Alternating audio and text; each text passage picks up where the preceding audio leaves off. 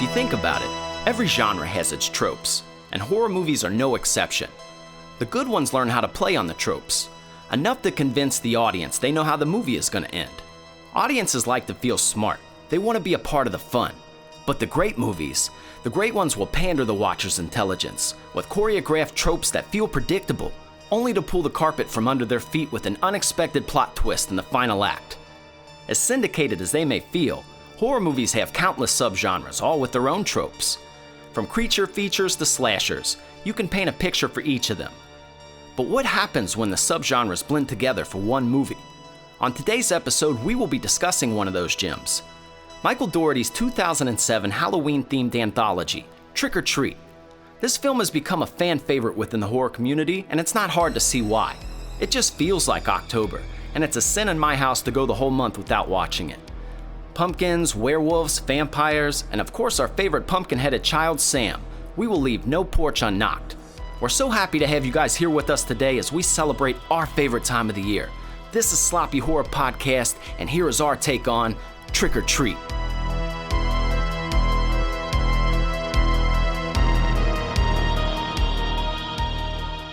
Hit me with that boom now, baby. Boom! Welcome to the Sloppy Horror Podcast. I am your host and your scary movie companion, Christian Ramey, and back again for another week clapping them cheeks, the best producer in the whole wide world, Mr. Ozark Mark. Mr. Ozark Mark, how are you feeling today? Oh, what it is and what it do, everybody out there. How are you?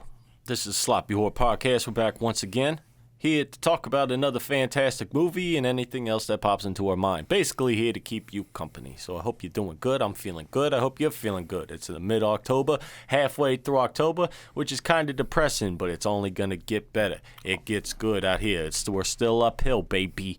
We're still going uphill. It's the magic time. It's October. Spooky season is here. Best time of the year. Best time of the year. We haven't even reached the climax. Okay? No, we have not. You are just starting to get good feelings in your body.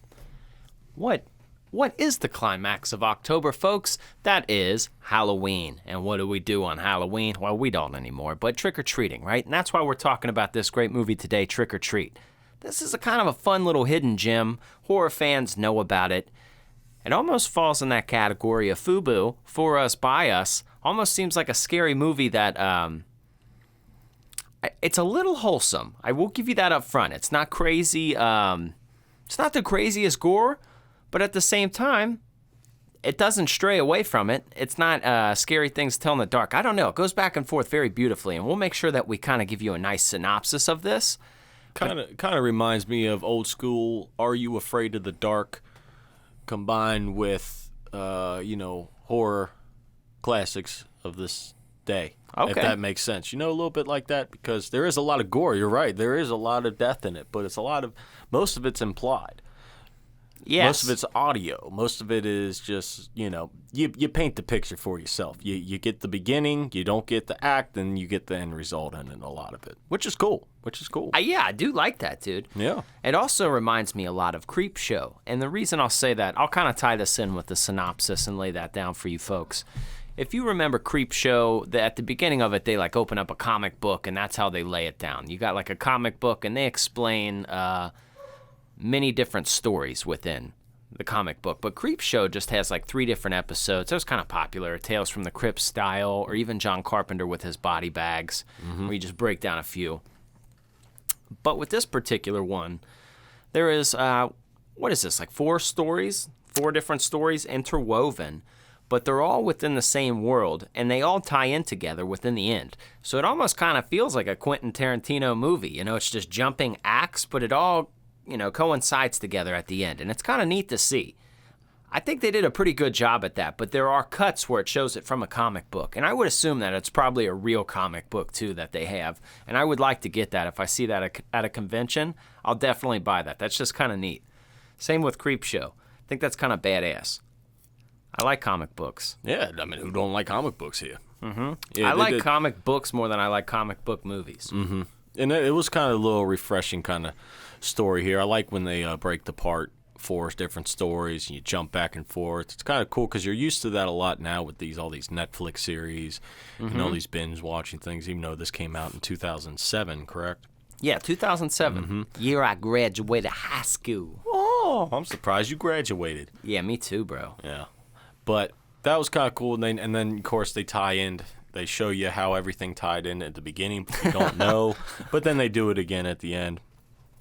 And just speaking honestly, I think there was kind of lots of them, coming together didn't really mean anything, I guess, because that was it's kind of pointless because none of their stories almost affected any other one's outcome, kind of. It didn't. It was all gloom and doom. Yeah, it was everyone's fucked. It's just like you're a fly and you're traveling and you see what's going on with this people, and then you fly over to this guy, and then you see what's happening with these people. Tying them together, it made sense, but it didn't have any significant impact. It wasn't like a mind blow, like, oh, that's how it... No, it's just like, oh, these people cross paths. Yeah. That was about it. I guess, too, with a lot of movies, man, synopsis is pretty easy with horror movies, and then we just kind of get down into it. Mm-hmm. I think with this one, since it does kind of have different chapters, I want to make sure not to avoid any of the chapters. So let's just kind of go like right from the rip, because I don't want to go minute for minute, scene for scene, but per se, I want to make sure to cover all of these kind of little acts, if you will. So in the opening, we have, I forget that actress's name, but she's a smoke show, the one from Talladega Nights. Yeah. Oh, yeah. Yep. So she's there, and she's not a fan of Halloween, and she is there with her husband, boyfriend, fiance, I think husband, and he likes Halloween. They're just getting back from a Halloween party, and she goes to blow out the pumpkins, and he's like, yo, that's against Halloween tradition. You can't blow out pumpkins before midnight. Mm-hmm. Some bad shit will happen. She's like, what? What are you, crazy? Who cares? So she does that, and she meets her demise by you don't really see from what, but it's got some cool... little bit of, Halloween, the sheets when Laurie Strode's looking out the window. You get there's something classic about the laundry shot. It happened in It happened in Texas Chainsaw when they cut dude's leg off. You also got the little tribute to kind of Michael Myers, I noticed, where there's just a teenage kid standing across the street in a costume just staring at her. Mm-hmm. Just staring at her, not moving. But he's just waiting for a ride. It ends up like, ha, ha, ha, oh, man, ooh, And one of the later characters, her name is Laurie, and I would just more than assume that that's a nod to Laurie Strode. Yeah, there's multiple hidden references in here that will go right over your head. If you're not a horror fan, you won't see them, but if you are, you'll be like, oh, okay, here we go. Boo-boo. Yes, exactly.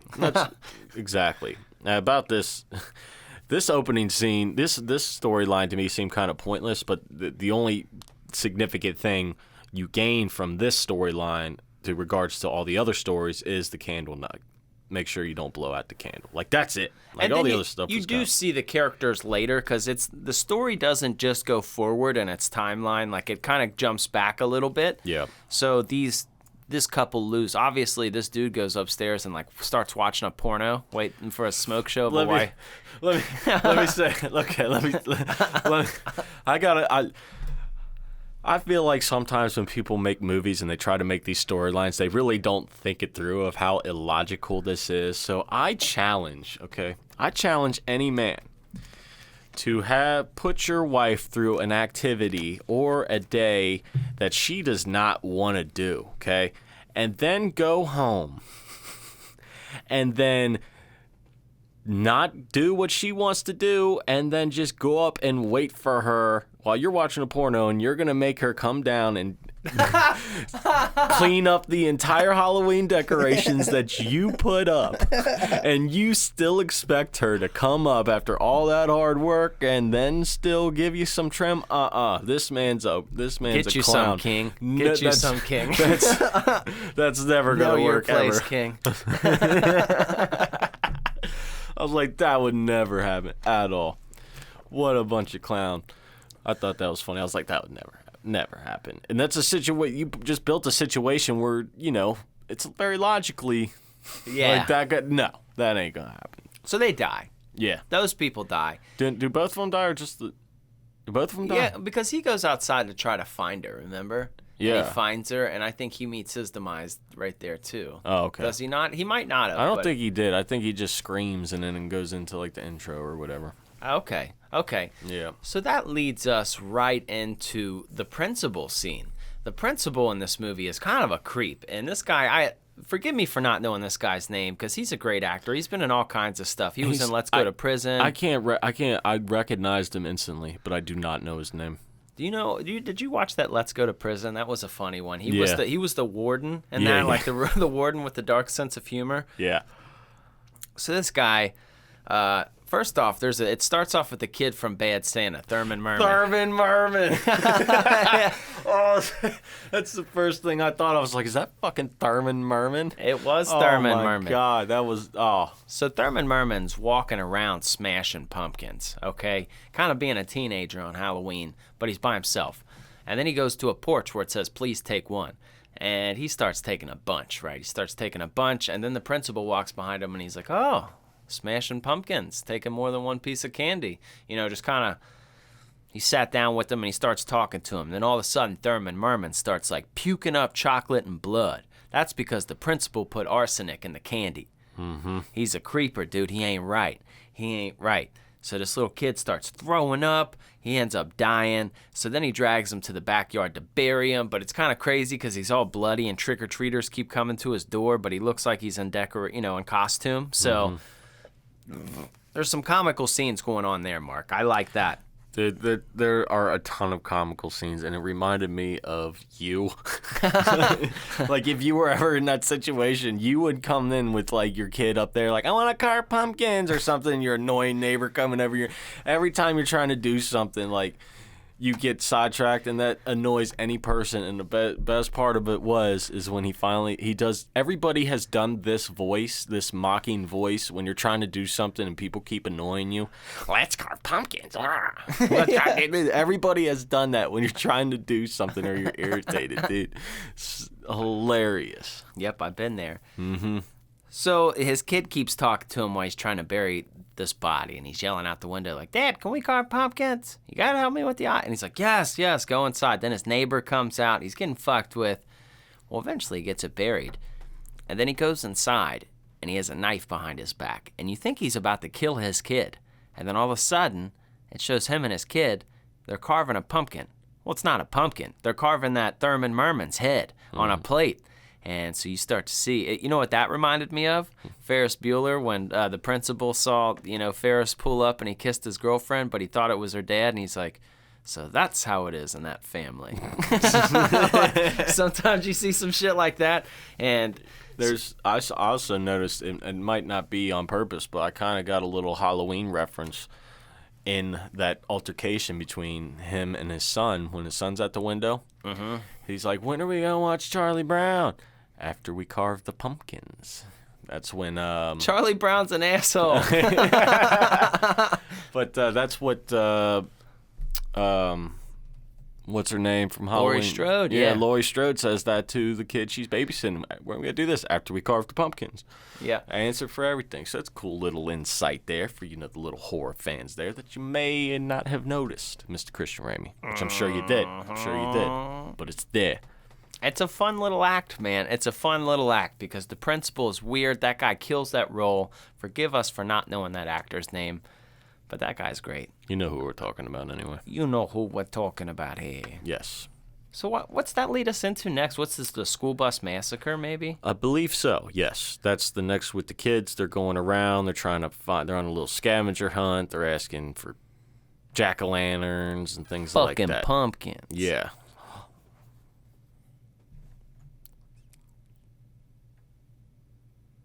All right, no more of that. No more banging pumpkins. I'm done with those days, man. I've hung it up. I put it on the shelf. It's over. Anyways, continue. Little kids looking for jack-o'-lanterns. Yes. I guess I'm doing the synopsis now. Okay. Yes, these kids, they're walking around in a shopping cart. They're trying to find jack-o'-lanterns and stuff. I mean, all of them bitching like, how many we need and all this. And she's like, no, we need more. So they end up going to this one house. And this one house has a shoot ton of jack-o'-lanterns everywhere. So they hit the jackpot. And then this girl comes out who's, I think she might be autistic. Is that what she is? I don't know what Possibly she is. She's maybe on a spectrum of some sort. I don't know. It is kind of implied. She's different. She's like a Halloween savant. She's not like... very socially awkward. Yes, very socially awkward. Might be Asperger's because I've known a couple people that are similar to her. Mm-hmm. But she knows everything about Halloween and whatnot, and so she goes along for their little ride group, whatever they're doing. So then they end up going to this big, creepy quarry. And then The quarry. I don't know what. That was funny to me. They go to a quarry. It's a funny word, quarry. I'm going to put my mouth all over your quarry.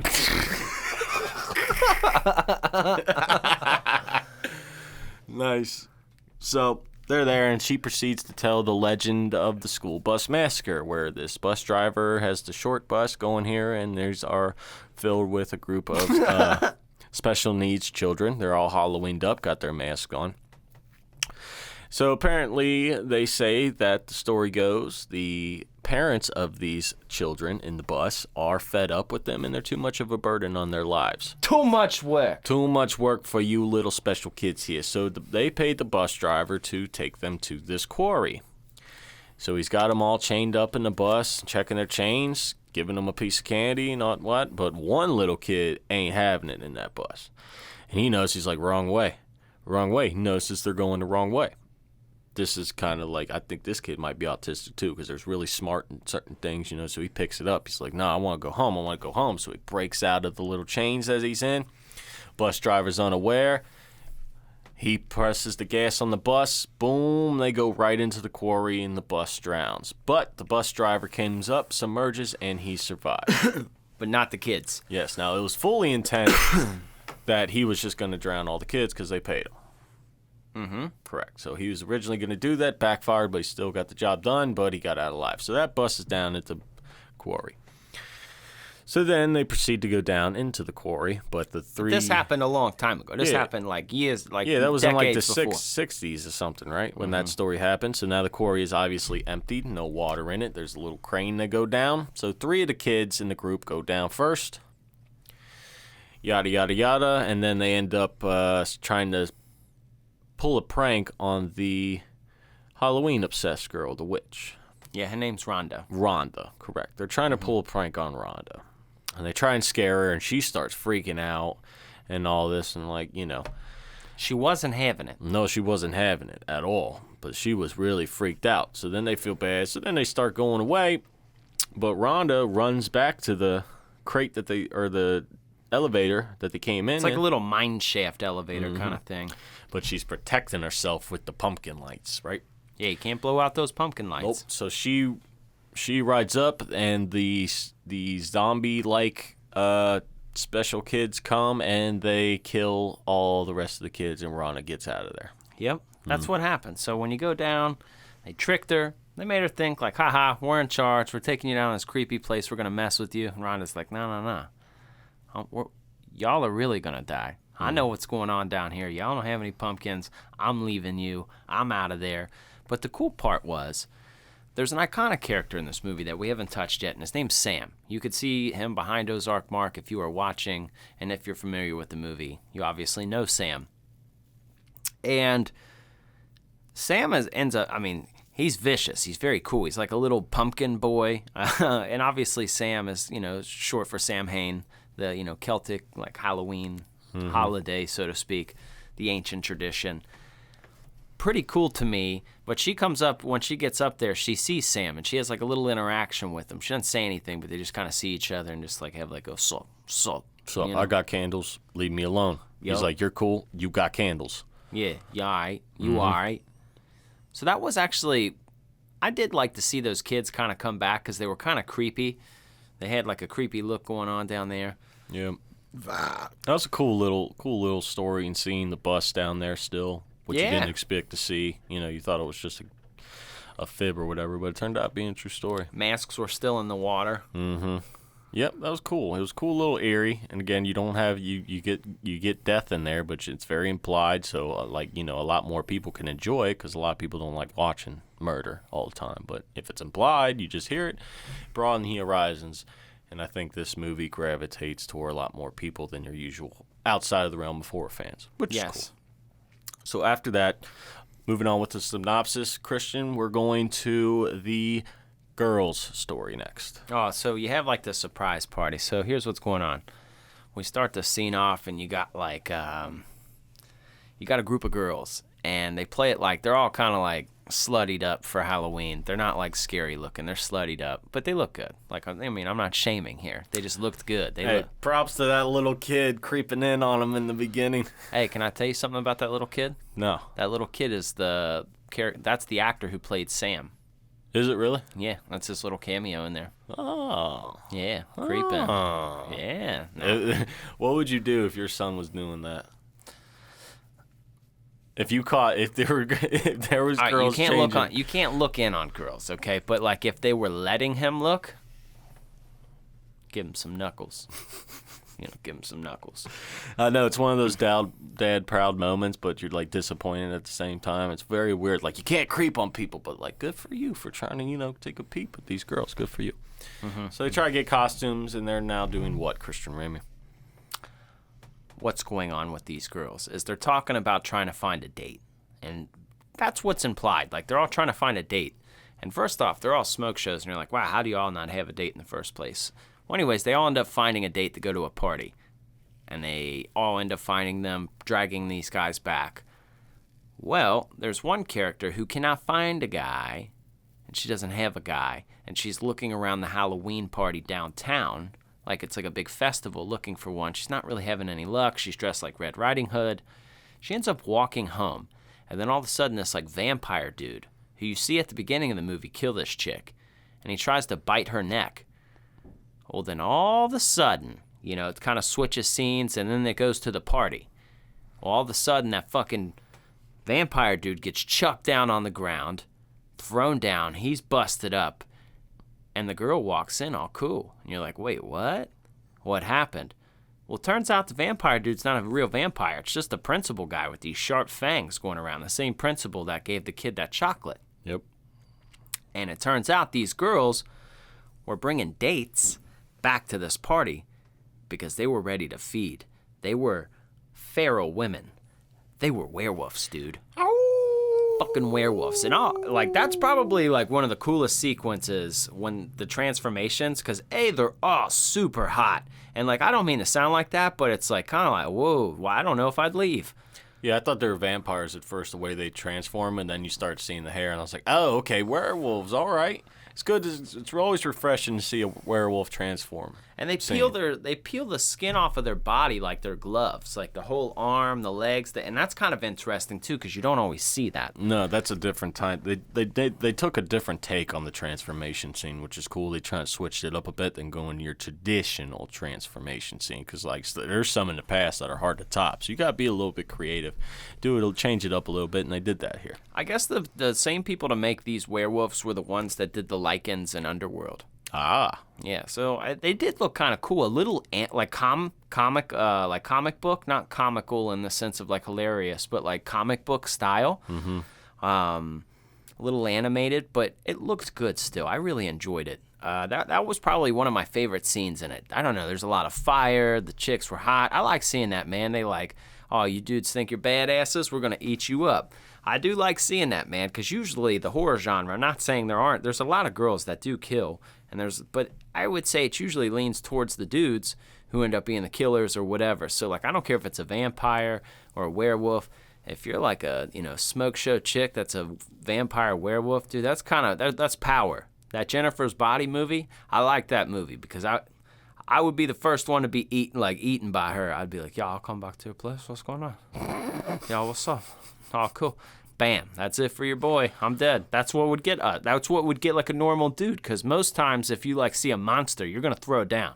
Jeepers Creepers might end up killing you, but like you're not going to be fearful in the sense of like, I don't know, you're going to throw down a fight. Whereas like the girl, you're not even going to see it coming until it's the last moment. Yeah, and then you might not even run. You're going to be like, I don't know what's going on, but I'm going to see this through. Ah. Yeah, women killers are way more terrifying than dude killers. For sure, dude. Absolutely.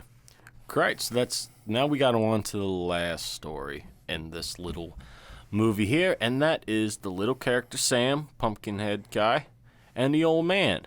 The old man's played by Brian Cox. Yes. First off, legend, dude, but if I can give a little tidbit, he's been in like a shitload more horror movies than you think about. Like, he was in Hannibal, he was in Red Eye. Dude, he's got, like, honestly, it goes He's got quite a few. He does, and he's a great actor. It's like he pops up in random movies, and you get excited to see him. Like, oh, I know that dude. You know, I recognized him instantly. He's Super Troopers. He's he's the main guy. Yeah. See, he's in all these random movies. He's Zodiac. He's never the star role, but he's always The Ring. He was the dad of Samara. Yeah. He's everywhere, dude, which is perfect. So it's cool that he's got his feet wet in the horror world, which is perfect. So he plays this creepy old man, right?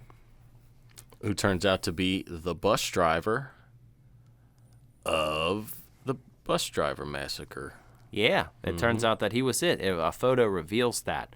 And Sam, the character that we talked about before, he goes and he fucks this dude up. I thought what was kind of cool, though, the scene we talked about earlier where the principal was burying the body and his neighbor's fucking with him. Well, this old man is his neighbor, and it relives that scene, but from his side of the fence, and he's kind of being a dick to him, and he's like, it fucking smells out here. It smells like a dead whore out here. What are you doing, burying bodies? Yeah.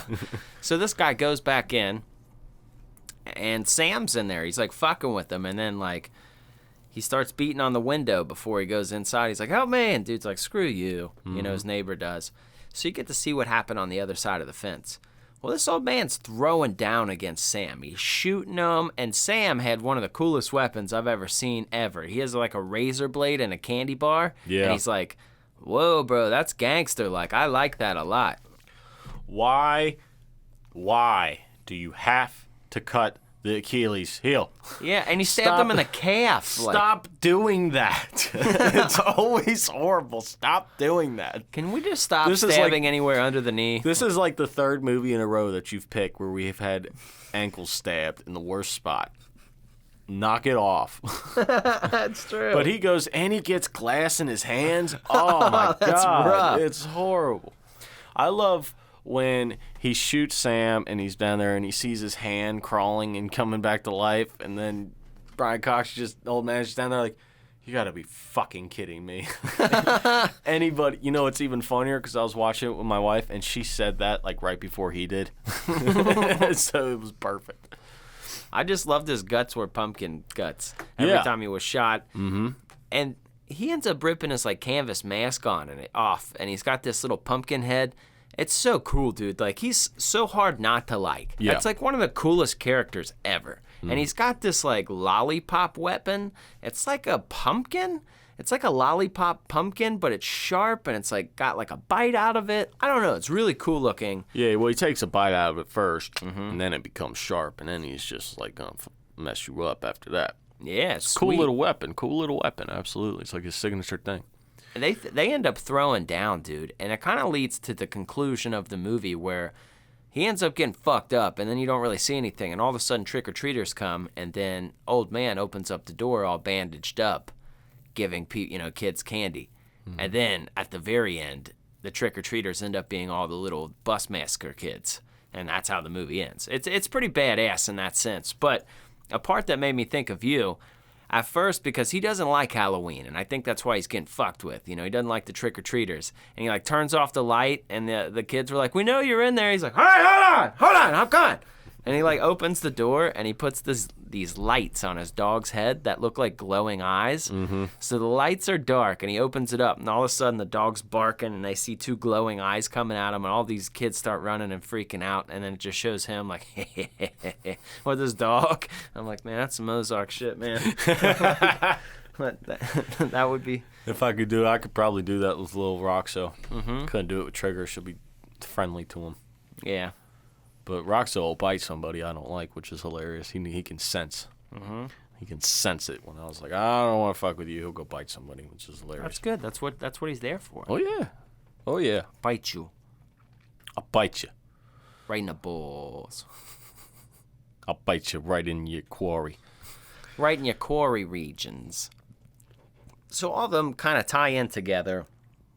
Cool stories, man. Very cool stories. Very creative idea. And the one thing about this movie is it screams October. It screams Halloween. A tad bit on the wholesome side, definitely. But there's just enough gore.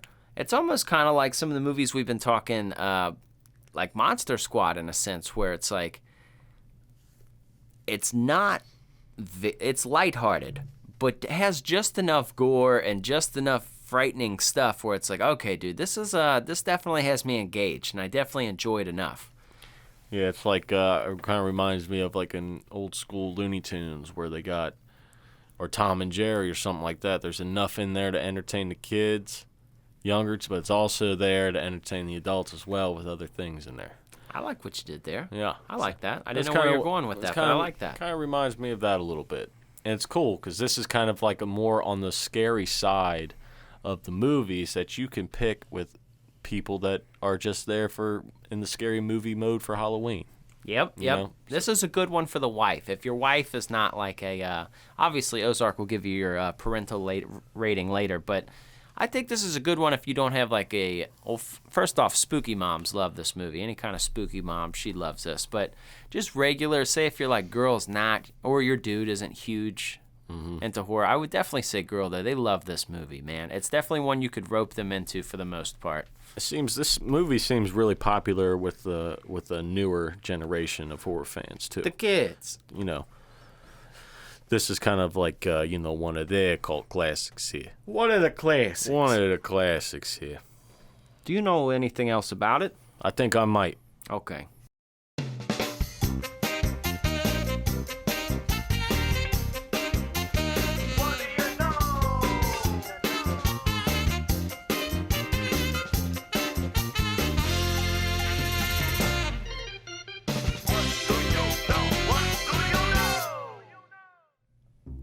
Hey, you guys.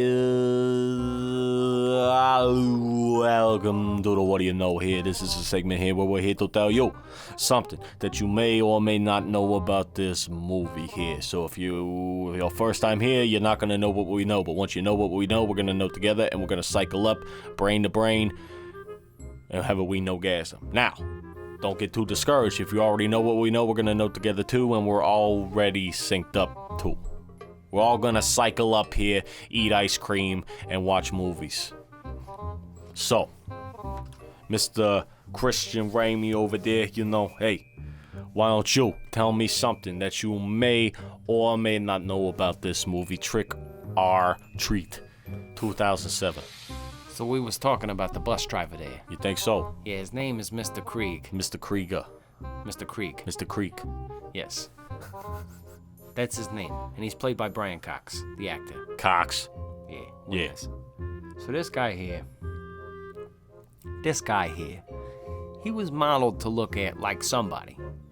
A particular horror movie director.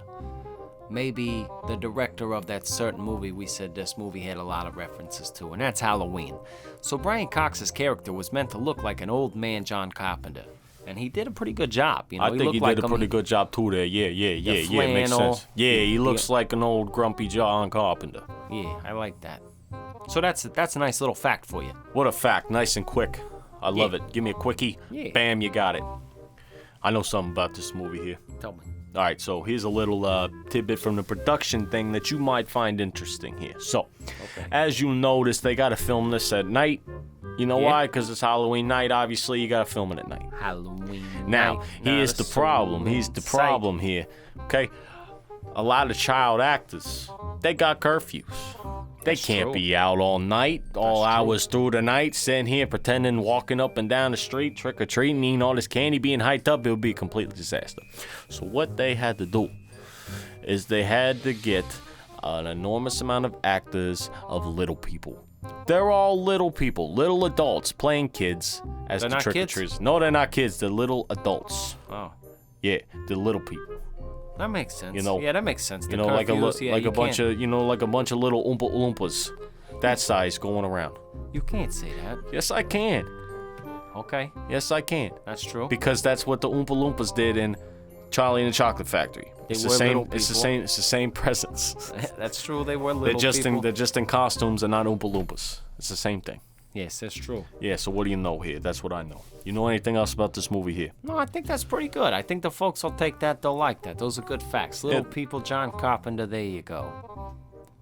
Boom. Ozark Mark. Right now, If you were, Right now. or let me put it this way. When you were a young man and you'd empty that candy bag, which candies are you trading away and which ones would you really try to trade for? Number one traded away and number one traded for.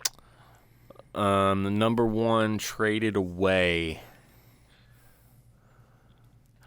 probably be dots.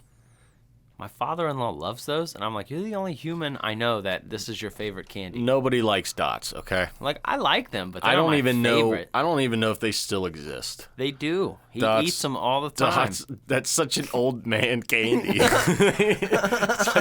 It's just a step below butterscotch candies. The one, Good and plenties. yeah, the ones that are coming Too. like the watermelon. Oh God. I would take a bunch of the. I would get excited when I had a bunch of different types, flavors of the Tootsie Rolls. You got like the regular Tootsie Rolls, the red, orange, and blue. I'd put them all in my mouth and just have an orgy of Tootsie Rolls in my mouth. The number one though I look for, and I blame my dad for this. He would always come. He'd try to take my Milk Duds. Nah, don't take my. I am a fan of Milk Duds, but they get in your teeth and all that. I mean, they're hard to chew too. It builds a really strong jaw. So if you're abroad, you need a strong jaw. Get you some Milk Duds, but I absolutely love Milk Duds. I trade for Milk Duds all the time. Milk Duds. You know what I'd always clean house with? You're so white trash. You're probably going with like black licorice or something. Ew, no. Maybe Good and Plenty's, huh? No, those are yuck. Those are gross. What I would clean house with is the Almond Joys, because I love them, and like not everybody would. Joys. Oh, they're so good. What? They're like, it's one of the best candies in the whole wide world. That's ugh. I like Almond Joys, Zero Bars, Chico Sticks. Probably like a Babe Ruth, don't you? Nah, I'd take a Snickers over a Babe Ruth. I would take a Snickers too. Milky Ways though are absolute favorite candy though. I'm all about Twix. I like I Twix. will destroy Twixes. You give me all your Twixes. I will Why? Destroy Twixes. Why I like the little postage stamp Snickers so much better than any other Snickers, dude. I can eat 47 of those. Dude, I don't know. You're very true. I guess because they're bite size. They Really just need to make like a bag of just those. Fuck, dude. Make it a cereal. Yeah. Oh my God, no. Snickers Do not cereal? quit. Don't even say that. That is. Oh my God. That sounds fire. I have a chubby right now that you just said that. That is Yeah. amazing. What a great idea. Yeah, good stuff. I like the candy. What do you trade away? Did you say what you trade away? Oh, what would I trade away? Yeah.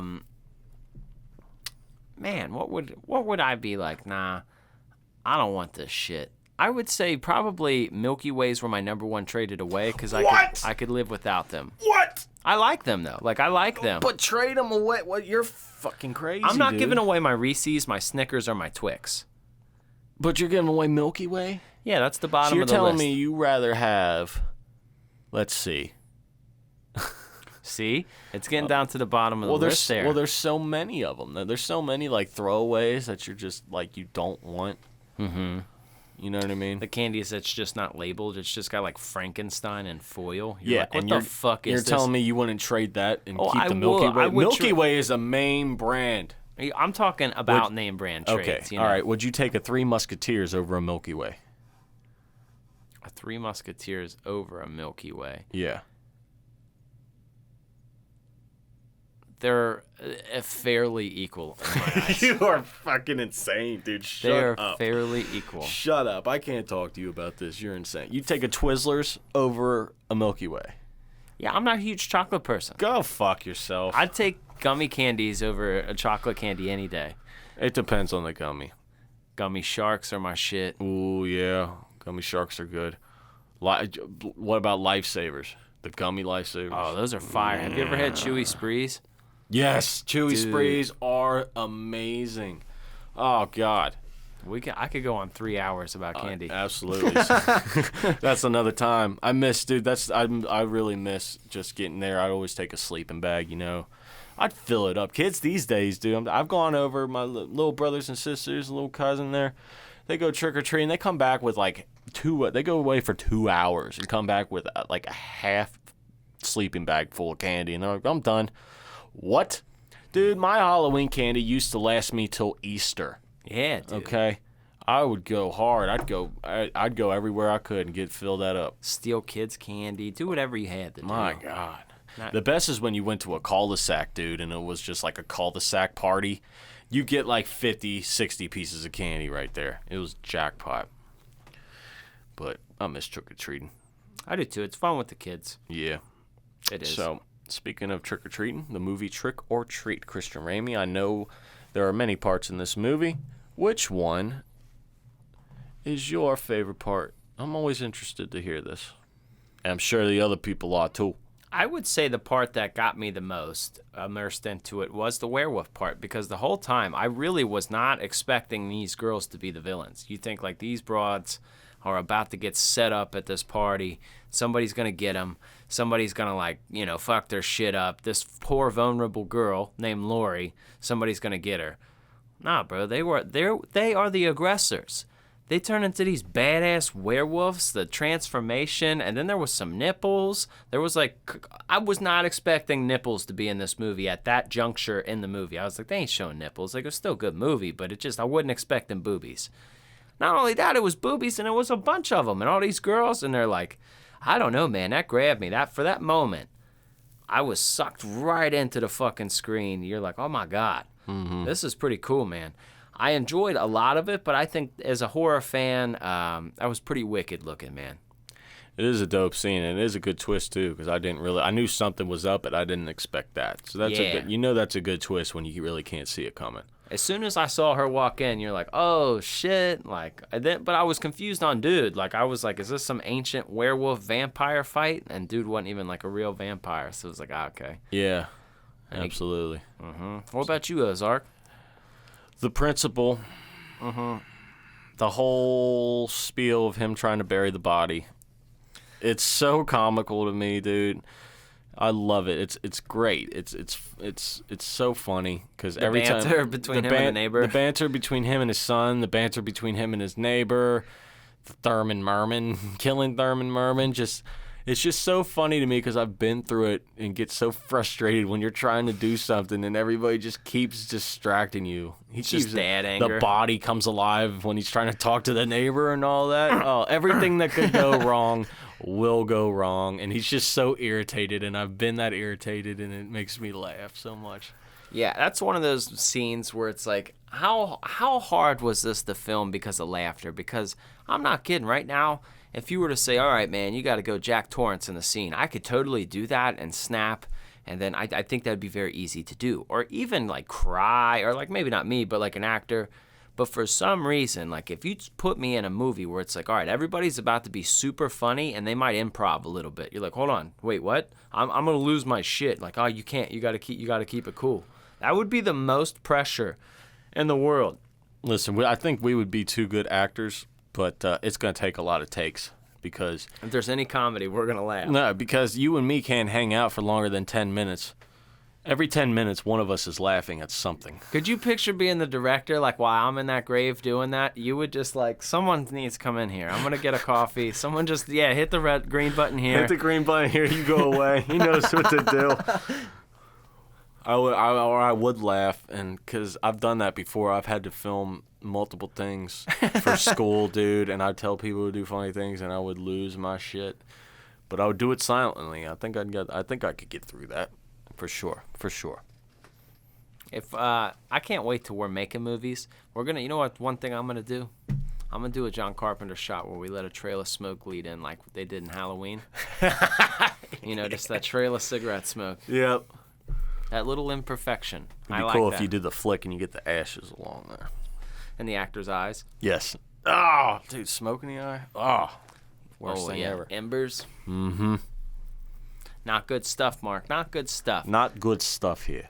Now, we do like to do this from time to time, and it's become probably one of my favorite segments, and I'm actually kind of interested about this, Mark, because this movie is not super terrifying. This isn't Evil Dead levels where it's like, yeah, this is either NC-17 or R kind of stuff. This isn't there at all, but it's a little theater kids. There's some theater kids in here. In this movie. It's definitely got some Glee components to it. Definitely kind of theater kids. But as we were talking about, when you get into some of the gore, I mean, like we said, they're ripping sleeves of flesh off of their body. They are carving heads. The kid's throwing up a lot of blood and chocolate at the same time. So Ozark, you've got kids in your possession, and you had to let them watch this movie. What age would you recommend? Well, it's kind of this one's a little bit of a toughie. It's tricky. It is tricky because I'm originally leaning a little on the young side, obviously, and it's hard because I don't think the gore is necessarily that bad. But there is a nipple. There's a nipple, and there is a porno on a TV of a girl riding and her titties flopping everywhere and porno sounds in the beginning. True. Now, it depends on your child. Are they watching porn? Are they watching porn? Do they know what sex is? Okay. Well, the thing is, like, that's the most difficult thing out of anything in a movie is the sex. Yes. Because that's, like, the most awkward thing in a movie when you're watching with someone this isn't intended to be rated for. Okay, so maybe you don't want to watch this one with your kids if that stuff's uncomfortable. Maybe if it's like mom and daughter, you can watch boobs together. It's not that weird. Well, but if it's I with mean, your what son, you can do is, like, honestly, I'm going to say 13. Now, I'm saying 13 if you skip the opening Emma and Henry. Okay. If you skip that, because it's really, there's nothing necessary in there besides the candle blowout, and a 13-year-old's probably not going to catch that anyway. But that way, 13 is you get past the actual porno and sex stuff in there, okay? But then the rest of it's not that bad. No, It's not that bad. It's a 13-year-old they're in middle school. They know what sex is. They probably discovered masturbation at this point. That's the area where you discover masturbation is, so it's not that point. It just depends on how you feel. Now, if you don't skip the intro, 15. 15. Let's go to 15. That's good stuff, Mark. So between 13, if you skip the intro, 15. That's my recommendation to where they'll be fine. You won't have any awkwardness at all. But, again, you know your child. You know your kids. Yeah. But, other than that, there is the R word in this day and age displayed in the bus massacre scene before they go down into the quarry. One of the kids say, "Oh, look, I found a dead retard." Now, to now 2007, retard was a more used word than it is now in this sensitive day and age. So if that word makes you uncomfortable, you might want to lean towards the 15 age. Yes. Depends on who you are. But other than that, the language ain't so bad. Fuck, shit, whatever. It's all there. It's all legal. 13 to 15. 13 to 15 is your recommended there. Your child's in good hands here. I think it's all right. Yeah, I do too. I like that. You got to let them be scared a little bit here. Ozark marks parental guidance. Ozark marks parental guidance. I like that. That would be a good song. And it was a song. I just put it in there. I like it a lot. Yeah, I made it myself. Thank you. Don't lie. People don't like liars. Anybody lying, bitch? All right. Well, I guess you made it. Why don't you rate this movie here, Christian Ramey? Let's get into it. Trick or treat? Sloppy horror rating, baby, yeah! Hey, how we doing? Welcome to the Sloppy Horror Rating here. This is a segment here where we're here to rate this movie. We're gonna rate this movie on a series of categories. Not as a movie in general, but a horror movie. I like that voice. Yes, shut up, I'm trying to finish. We're here to do this in a series of 4 categories. 3 of the categories are worth 3 points. Last category is worth 1 point for a total of 10 points altogether. That's fucking right there. So let's get into the first category here in the Sloppy Horror Podcast rating, and that is casting. All right, how we doing? Don't do that voice. I won't be able to take it. All right, now. How we doing? Assessing this picture, I imagine there's a fair amount of characters portrayed by actors and actresses all come together. I actually haven't thought about this until this moment, actually, in all seriousness, about the casting. To be prepared, Christian Ramey. I do kind of like to do it off the cuff a little, too, because We are Aries, so that's how we do things. there are some great actors in there, some top dollar actors in there, but some were really well blended, seasoned actors, and some were like theater kids. Nothing wrong with theater kids, it just feels like a different kind of scope. But I think Trick or Treat, I feel very fair giving this a 2 on casting. There wasn't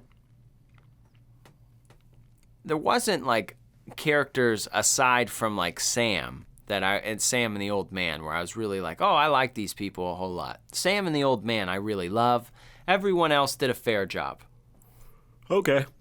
That makes sense. Yeah, there isn't really any, there isn't really any superstars. What's that, Anna Paquin, or however the fuck you say her name, the hot chick that was the werewolf? She was in, like, I don't know, she was in, like, True Blood or something. That's what my wife says. Like, oh, she's in True Blood. Oh. She can True Blood me. Yeah? Yeah. Okay. If you're out there.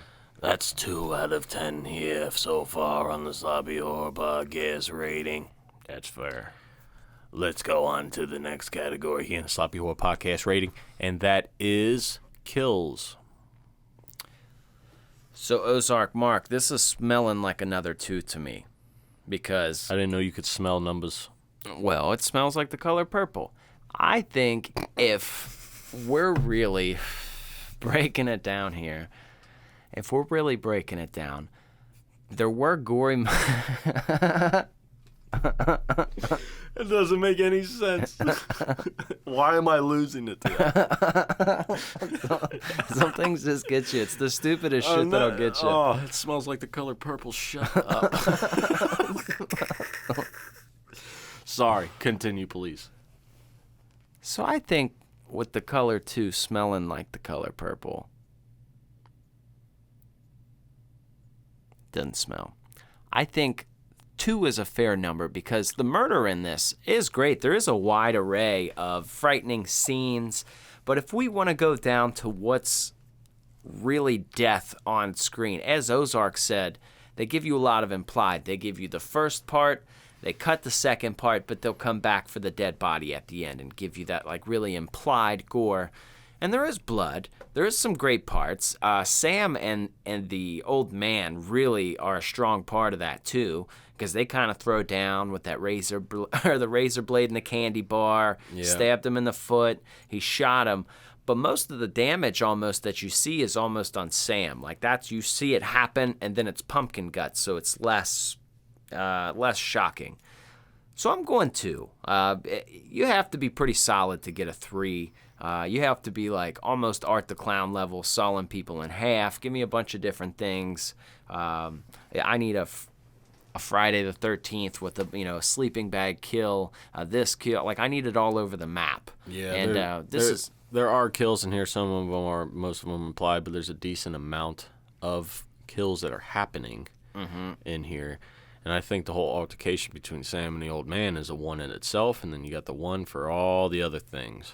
Yeah. There's like 4 or 5 more deaths or something after that. Yeah, because like From Dusk Till Dawn, that was a 3 on death. And that gives you like an example of like that's a smorgasbord of murder for you. Yeah, it's a Royal Rumble exactly of kills.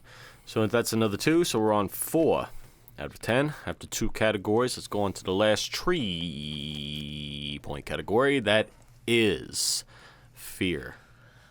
I'm going to go with the really I don't know part because... Well, you got to give it something. Oh, I know, but this is a perfect 1.5 if we're asking me, because the older horror generation like you and I, this isn't very frightening at all to us. But I do think if I watched this with a group of teenage girls, I mean, my fiance came in for a small brief time. She's like, "What's going on?" It was the part where the bus massacre and they were down in the quarry. She's like, "Oh my God, this is babe." But she gets very frightened easily. Yep. She gets frightened easily. So it did engage her. I was with someone who was frightened by this movie that's a grown adult. Yeah. So it really depends on your level. I would say there are more of scenes that have you on the edge of your seat. Let me go 1. I got to go 1 on this because it's really not. I think you had it right with a 1.5. You think so? Because it's going to be, I think it's out of 3 points, 1.5 is split down the middle, 50-50. I really think half of people who watch this are going to be scared of it or not like it.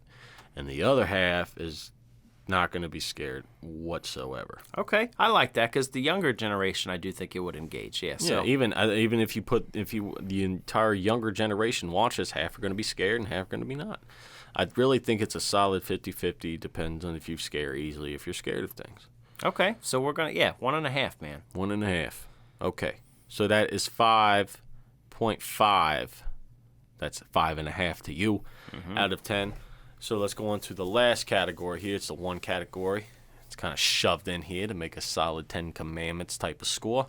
Does Christian Ramey fuck with this movie? This was one of the hardest ones I really had to answer because this is far down on my recommendation list. It's not that I wouldn't recommend you to watch it, but as Ozark has said, there's been a resurgence of this movie every October.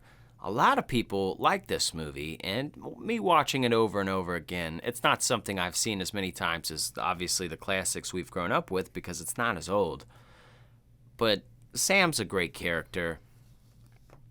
This is like a comic book of a Halloween tale of kids. This is kind of made for me. How can I not like it? So I definitely fuck with it, but this one was one that I had to think about for a minute because I don't want it just to be a run-through category where it's like, yes, it's easy for me, but most of the movies we're talking about are the pillars of the genre, and I most definitely fuck with them. Trick or Treat, not necessarily Christian's top 10 or even top 25, but it gets the sloppy horror stamp of approval if I fuck with it for sure. It's different. That's Little wholesome. That's probably the thing I like about it the most is it's different. It's got the 4 separate stories, combining them together. It's a different type of movie that you're not typically used to. So it is it's a little breath of fresh air, kind of. I like if that. you think about it, and you will enjoy it. I think if you haven't seen this, you will enjoy it. I think so because I did enjoy it. But am I going to seek it out again? Probably not. Maybe around Halloween time I will. Okay. I think I will. I think this movie for me is really just a Halloween October kind of movie, just when you got guests over maybe or something. Well, that works perfect, man. It works perfect for the month. It's a guest movie. I think it's another one of those outdoor projector. But I think we should say too though, Ozark and I kind of have a taste for not just straight gore, but I would say we kind of lean more towards slashers. And with the theater kid and the wholesomeness, it kind of like steps back a little from what Ozark and I are used to. But especially Spooky Moms. I know a lot of y'all are out here listening. I'm not saying that like in an insulting way. I'm saying that like I fuck with y'all heavy. This is definitely a movie. If you're a lady who's really into the spooky season and the fall culture and you haven't seen Trick or Treat, this is a night for you. This is a good night for you. This movie, to me, is a McDonald's cheeseburger. Okay.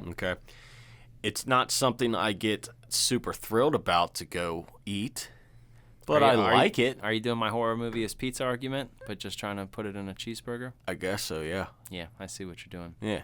But I'll definitely fuck with a McDonald's cheeseburger. Yes. You give me a McDonald's cheeseburger, I'm going to smash it. I eat a lot of those a week. I know you do. I love McDonald's. Or it's pizza. It's like, it's pizza. I'm going to eat it. If it's there, I'm going to fucking eat it. Tostino's party pizza? It's not gourmet. No. But it's great. If I go into a party and there's Tostino's pizzas, it'd be like, what's up with this? I'm going to get a plate and I'm going to go for that. Absolutely, dude. Mm-hmm. It's a great fill for the night. It's a one-night stand. Maybe not something you're getting married to. Don't buy it a ring. But you can sleep with it. It's fun for the night. Yeah. I don't know how much you'll remember in the morning, but you'll have a good time. All he had in his fridge was some cheese and donuts. And I ate those like an hour ago. Yeah, that's good stuff. That's a good rating. Mark, I like how you laid that down. I liked your parental rating. It's October, guys, man. I told you guys we're not playing. We're not messing around. Next week, though, there's no wholesome at it at all. This is next week when people say, "What's the best horror movie of all time?" It's one of those answers. Now we've done a few of those already, so maybe you can fill in the blank there. But there is a movie that is missing from our episodes that is a big one that you're like, wait, have they done this yet? We are next week, fuckers. All right, well, I'll tell you what. I'll give you a little hint. How about that? I'll give you a little hint. This One is this is obviously a pillar of horror. Absolutely 100%. I would safely say that this movie is probably the number one movie that fucked people up. Yeah, and it had probably the largest impact as far as like on the news, the church. It was heavily discussed in the normal people. It wasn't like, oh, new Halloween's coming out. People like Ozark and Christian are talking about it, and a lot of horror movie fans are. And then the occasional people who like Michael Myers. Like, no, this was talked about by everyone. When you say the title of this movie, people are gonna know what it is, and they're gonna know they're gonna tell you where they first saw it, how it messed them up. It's that type of movie. Why you do this to me, Demi? Why you do this? Christian Ramey. Yeah. Do you have anything else? You got about 30 seconds to get anything off your chest, or you could just say goodbye. I don't really care. Yeah, I will give you guys a good recommendation. If you want to make sure you stay up on everything, especially if you're on our TikTok, go into the bio. We have our link tree there, so it has everything, man. Our website, you can go on there, check out all of our content. We appreciate all of you guys every week, all of you guys, all of you listeners, and man, just it's October. We're not even through it yet, so I think you guys have a fair idea of what next week's movie is. So get ready. We're coming all out. We're coming all out. And then also, too, make sure you join our Halloween takeover on our Discord so you can watch the watch parties every Friday night from some of the biggest TikTok creators in the horror world. This last Friday, the Streamin' Demon did his. This Friday is Justine. We're doing hers. And then the final Friday, the 22nd, I believe it is. So not the final Friday, but the weekend after that, I will be doing my watch party with 2 movies. So if you guys want to join that, do it. You'll enjoy it. You'll love it. Good stuff, as always. We're delivering like Domino's Pizza for Halloween, bringing your spooky stuff to your front door. Trick or treat. It's a good movie. Go watch it with your 13 to 15-year-old and have a good time, all right, folks? Carve some pumpkins. Eat some candy corn. Get some cavities. Eat some dots. Don't eat dots. They're not bad. Dots are fucking horrible. They're not bad, dude. Dots are horrible, dude. They're What are you not talking too bad. about?